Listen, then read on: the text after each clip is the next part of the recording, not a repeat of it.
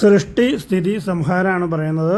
സൃഷ്ടി സ്ഥിതി സംഹാരം, സൃഷ്ടി സ്ഥിതി ഇങ്ങനെ 5 വിധത്തിൽ മൂലാക്ഷരങ്ങളെ ന്യസിക്കണം. വിഷ്ണുവിന് ചെയ്തതിൽ കുറച്ച് വ്യത്യാസമുണ്ട്.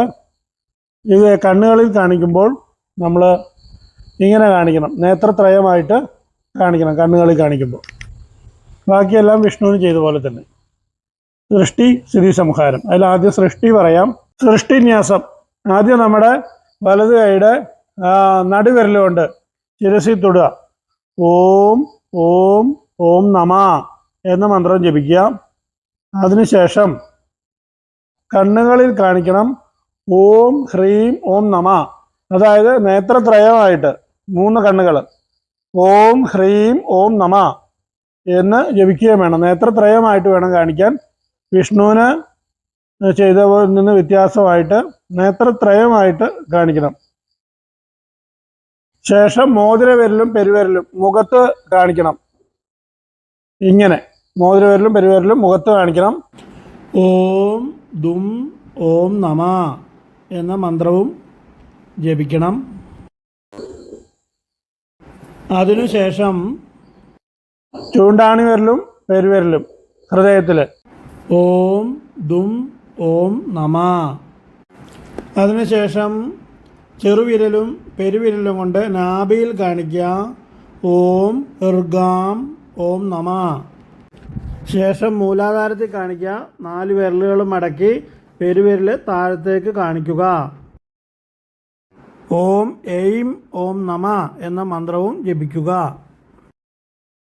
4 വിരലുകളും മടക്കി ഇങ്ങനെ കീഴ്പോട്ട് കാണിക്കുക. ചെറുവിരലൊഴികെയുള്ള 4 വിരലുകളെ കൊണ്ട് കാൽമുട്ടുകളിൽ കാണിക്കുക ഓം നം ഓം നമ. ചെറുവിരലൊഴികെയുള്ള 4 വിരലുകൾ.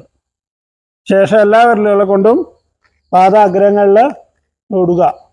ഓം മം ഓം നമ എന്ന മന്ത്രവും ജപിക്കുക. സൃഷ്ടിന്യാസം കഴിഞ്ഞാൽ സ്ഥിതിന്യാസം ചെയ്യണം. അത് നോക്കാം.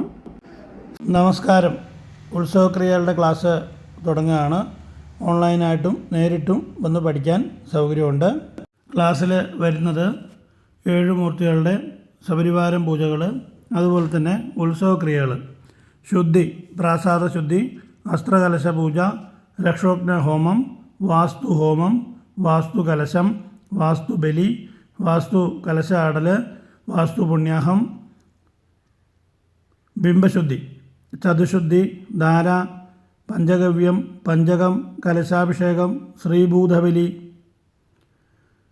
കൊടിയേറ്റം, മുളയിടൽ, ഉത്സവബലി, പള്ളിവേട്ട, പള്ളിക്കുറുപ്പ്, പള്ളിയുണർത്തൽ, ആറാട്ട്.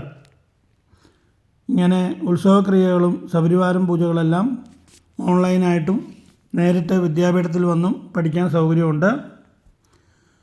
വാട്സപ്പിൽ റെക്കോർഡഡ് വീഡിയോ ക്ലാസ് ആയിട്ടാണ് ഓൺലൈൻ ക്ലാസ് എടുക്കുന്നത്.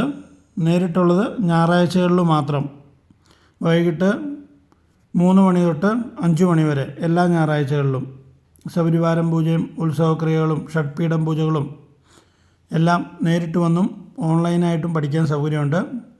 പൂജാവിധികൾ പഠിക്കാൻ ആഗ്രഹിക്കുന്നവർ താഴെ കാണുന്ന നമ്പറിൽ കോൺടാക്റ്റ് ചെയ്യുക.